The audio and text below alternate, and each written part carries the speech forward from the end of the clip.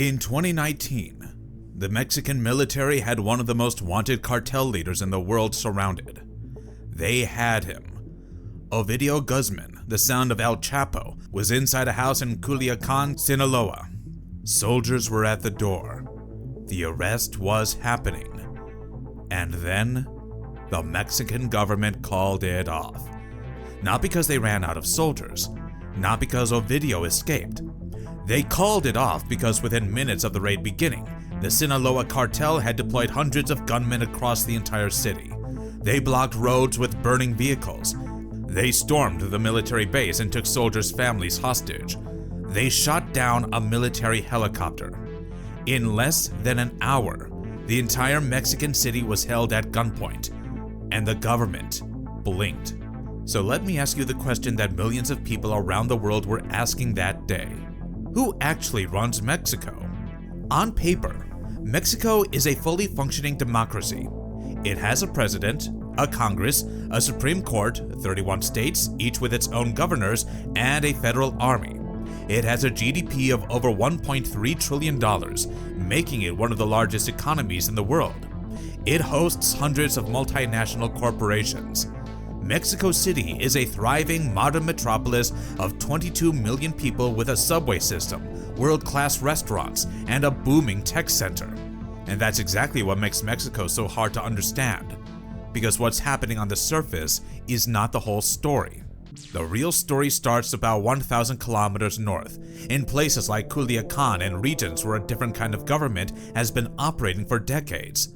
One with its own laws, its own taxes, its own military, and its own courts. One that the official government in Mexico City has repeatedly failed to dismantle, contain, or even slow down. Most people think of cartels as criminal gangs that sell drugs. And yes, that's where they started. But what Mexico's major cartels have become in 2026 is something far more complex and far more dangerous. Take the two dominant players, the Sinaloa Cartel and CJNG, the Jalisco New Generation Cartel. Together, these two organizations operate across nearly every single Mexican state. They don't just move drugs, they control territory. Here's what that actually means in practice. In towns across Michoacan, Guerrero, and Sinaloa, it's the cartel, not the government, that decides who can open a business and what percentage of their revenue goes to the organization. This isn't optional. It's called piso, and it functions exactly like a tax. Farmers, shop owners, avocado exporters, miners, everyone pays. If you don't, your business burns down. If you complain to the police either do nothing or they're already on the cartel's payroll. In some regions, cartels have built schools. They've handed out food during floods and hurricanes. They've paved roads that the government never did. This isn't charity, it's politics. It's how you build loyalty in a population that the official government has neglected for generations. Cartels in these areas aren't just feared. In some communities, they are genuinely popular. Here's something the mainstream coverage rarely talks about. Cartels don't just replace the government in certain areas. In many cases, they're inside it. Political scientists have a term for what's happening in Mexico. They call it a captured state, a situation where criminal organizations don't overthrow the government, they infiltrate it. They don't want to run a country, that's too much work, too much visibility, too much international pressure. What they want is to own enough of the people running the country that they never have to worry about being stopped. And the evidence for this in Mexico is overwhelming. Between 2000 and 2024, over 150 Mexican politicians were assassinated, including mayors, governors, candidates, and judges. Many of these killings were cartel-linked. The message is always the same: work with us or don't work at all. Many chose to work with them. In 2022, a former Secretary of Public Security, one of the most senior law enforcement officials in the entire country, was arrested in the US and convicted of taking millions of dollars in bribes from El Chapo's Sinaloa Cartel.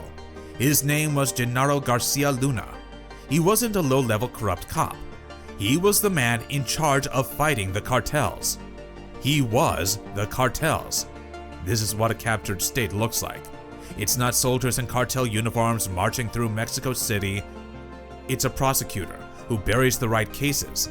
It's a governor who makes sure certain roads are never patrolled. It's a politician who wins an election because the cartel made sure the right votes were counted.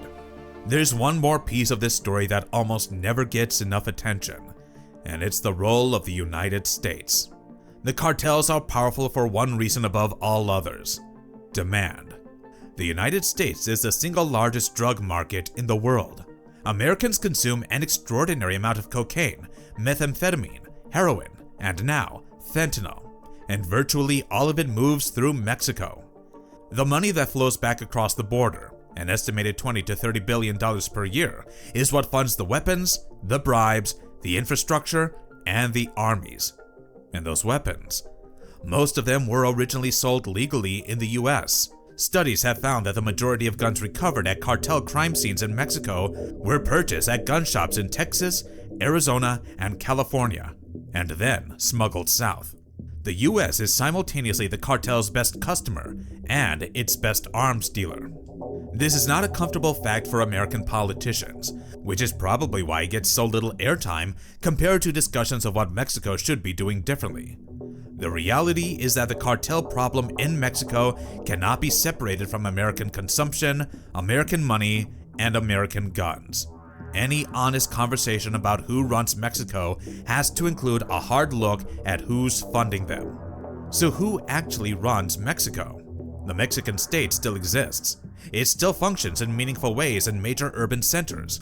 It still has institutions, elections, and international relationships. It is not Somalia. It is not a collapsed state. But in significant portions of the country, entire regions, entire industries, and entire levels of government, the cartels are not just a parallel power. They are the power. They tax, they govern, they intimidate, they negotiate, and they have demonstrated repeatedly that when forced to choose between confronting the cartels and backing down, the Mexican government backs down. What Mexico has is not quite a government and not quite a cartel state. It is something in between a fragile, corrupted, contested arrangement where the official government and organized crime have reached a kind of terrible equilibrium, and where ordinary Mexican citizens, especially in rural and poor communities, are the ones paying the price. Thank you for watching. If you enjoyed this video, don't forget to hit the like button and subscribe.